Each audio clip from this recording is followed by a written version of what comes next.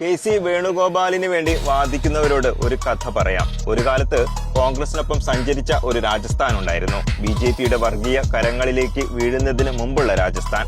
താഴോട്ട് പോയ രാജസ്ഥാനിലെ പാർട്ടിയെയും സംഘടനയെയും ശക്തിപ്പെടുത്താൻ വേണ്ടിയാണ് അന്ന് ഹൈക്കമാൻഡ് യുവാവായ സച്ചിൻ പൈലറ്റിനെ സംസ്ഥാന കോൺഗ്രസ് കമ്മിറ്റി പ്രസിഡന്റാക്കി നിയമിച്ചത്. അയാളുടെ പ്രവർത്തന മികവിലും വ്യക്തിപ്രഭാവത്തിലും കോൺഗ്രസ് വീണ്ടും ശക്തി പ്രാപിച്ചു.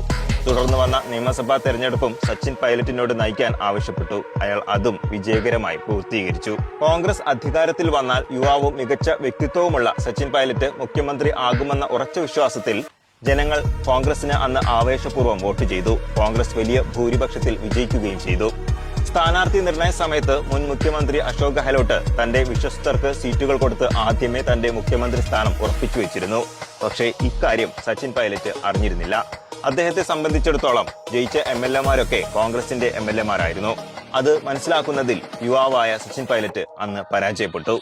കൈപൊക്കികളുടെ ബലത്തിൽ കുറുക്കൻ ഗെഹ്ലോട്ട് അന്ന് മുഖ്യമന്ത്രിയായി. ഇതിൽ നിരാശരായ കോൺഗ്രസിന് വോട്ട് ചെയ്ത ജനങ്ങൾ കോൺഗ്രസ് വിട്ടു. പിന്നെ അവിടെ നടന്നത് ബി.ജെ.പിയുടെ തേരോട്ടമാണ്. തെരഞ്ഞെടുപ്പിൽ മത്സരിക്കാത്ത കെ.സി. വേണുഗോപാലിന് വേണ്ടി കൈപൊക്കാൻ അല്ല ഈ 50 പേരെ ജനങ്ങൾ വിജയിപ്പിച്ചത്. പിണറായിയെ പുറത്താക്കി പ്രതിപക്ഷ നേതാവ് വി.ഡി. സതീശന്റെ നേതൃത്വത്തിൽ ഒരു മന്ത്രിസഭ ഉണ്ടാക്കാൻ വേണ്ടിയാണ് ജനങ്ങൾ ഇവർക്ക് വോട്ട് ചെയ്തത്. വേണുഗോപാലിന് വേണ്ടി കൈപൊക്കുന്ന എംഎൽഎമാരും അദ്ദേഹത്തിന് വേണ്ടി വാദിക്കുന്നവരും രാജസ്ഥാന്റെ ഈ കഥ ഓർക്കുന്നത് നന്നായിരിക്കും. ഇപ്പോൾ നിങ്ങൾക്ക് ലഭിച്ച ഈ എംഎൽഎ സ്ഥാനം പോലും കണി കാണാൻ പറ്റാത്ത രീതിയിലുള്ള ഒരു കേരളമായിരിക്കും പിന്നീട് ഉണ്ടാവുക.